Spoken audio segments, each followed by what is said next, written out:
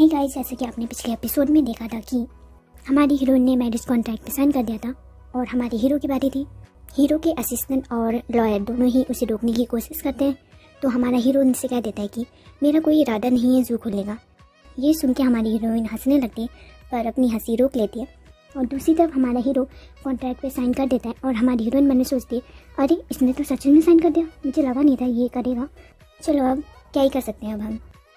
और वो औरत कहती है, जो डिपार्टमेंट मैरिज की स्टाफ होती है, वो हमारी हीरोइन और हीरो से कहती है कि आप दोनों को शादी की हार्दिक शुभकामनाएं, और ये ले लीजिए, ये है आप दोनों की मैरिज सर्टिफिकेट। और आप लोग कंफ्यूज ना हो इसलिए मैं आप लोगों को एक चीज़ बता दूं कि हमारा हीरो और हीरोइन की अभी शादी नहीं हुई है, वो अभी एक मैरिज कॉन्ट्रैक्ट के अंदर है, जिसकी वजह से वो पति पत्नी की तरह रह सकते हैं 1 साल के लिए।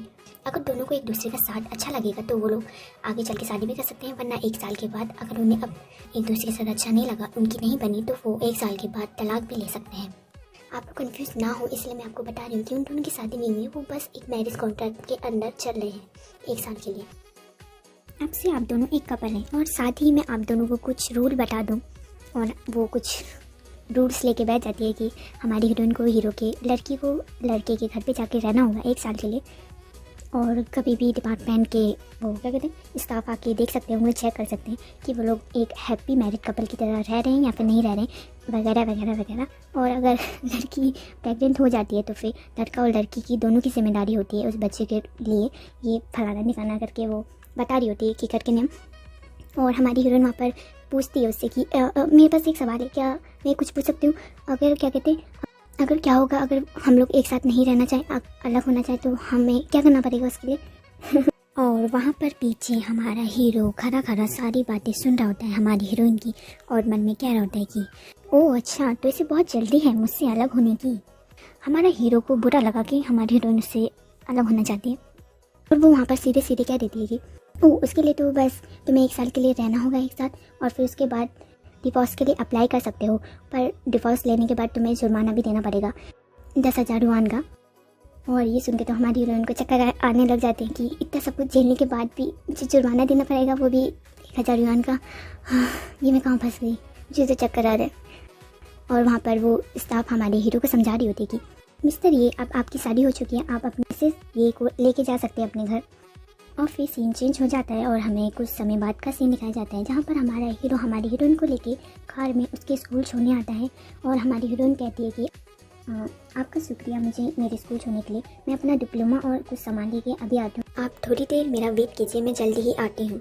ये कह के हमारी हीरोइन वहाँ से चली जाती है, और थोड़ी देर के बाद वहाँ पर बारिश होने लगती है, और हमारा हीरो कार में बैठा होता है, जहाँ पर वो अपने बड़े भाई से वीडियो कॉल पर बात कर रहा होता है।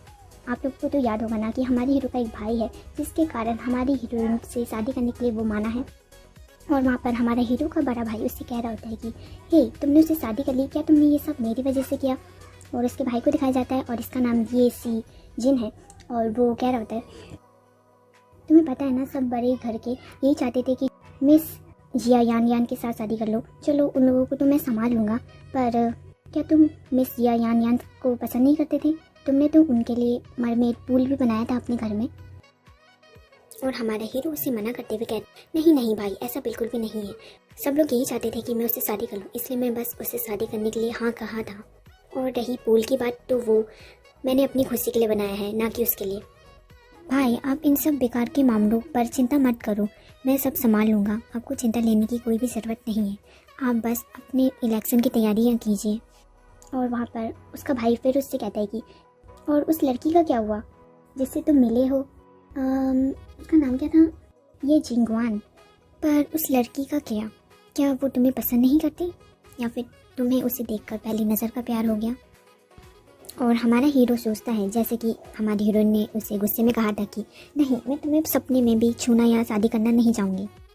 तो हमारा हीरो उससे कह देता है कि मैं इस तरह की लड़कियों के बारे में कैसे सोच सकता हूँ भाई? आपको क्या लगता है कि हमारा हीरो हमारी हीरोइन को पसंद करता है? क्योंकि जब हमारी हीरोइन ने ऐसा कहा कि मैं तुम्हें छूना भी नहीं चाहूँगी सपनों में भी, तो वो बहुत ज़्यादा दुखी हो गया था, है ना? थोड़ा सा शायद वो हमारी हीरोइन को पसंद करता है, जानता तो पहले से ही है, वो तो हमें पता है, पर शायद वो हमारी हीरोइन को पसंद भी करता है। मुझे तो ऐसा ही लगता है। आप लोगों को क्या लगता है? आप मुझे कमेंट सेक्शन में बता सकते हैं। और हाँ गाइस, मैं और भी मंगा लव स्टोरीज़ को एक्सप्लेन करती हूँ, तो प्लीज़ उन्हें देखना और मुझे सपोर्ट करना। और वो अपने भाई का वीडियो कॉल काट देता है हमारा हीरो, और फिर उदास होकर खिड़की की तरफ बाहर देखता है और कुछ गहरी सोच में डूब जाता है। और उसका असिस्टेंट तभी उससे कहता है कि हाँ, मैंने बिल्कुल भी ऐसा नहीं सोचा था, आपकी शादी एक मामूली सी लड़की के साथ हो जाएगी। मुझे लगा कि आप कभी भी शादी नहीं करोगे या फिर कुछ और, ये कैसे हो सकता है, वो लड़की बिल्कुल भी डिजर्व नहीं करती है आपको। और हमारा हीरो थोड़ा गुस्सा हो जाता है और उससे कहता है इस तरह की लड़की मुझे डिजर्व नहीं करती है, इससे तुम्हारा क्या मतलब है। और वो वहाँ पर उसे समझाते हुए कहता है कि मैंने पता लगाया, उसकी इन्फॉर्मेशन निकाली मैंने, तो जब मुझे पता चला कि वो एक मछुआरे की फैमिली से बिलोंग करती है। चलो कोई बात नहीं, उस बात को हम इग्नोर कर सकते हैं, वो खूबसूरत भी है और शायद टैलेंटेड भी है। अगर उन सारी चीज़ों को ना देखें तो उसका एक स्कूल में बॉयफ्रेंड भी था, फिर उसने उसे छोड़ दिया, ऐसा क्यों हुआ इसके बारे में कुछ पता नहीं है, तो इसलिए मैं कह रहा हूँ कि वो आपको डिजर्व नहीं करती है। और वैसे भी वो एक मामूली सी स्कूल गर्ल है, उसके पास सीरियसली लेने के लिए कुछ भी नहीं है।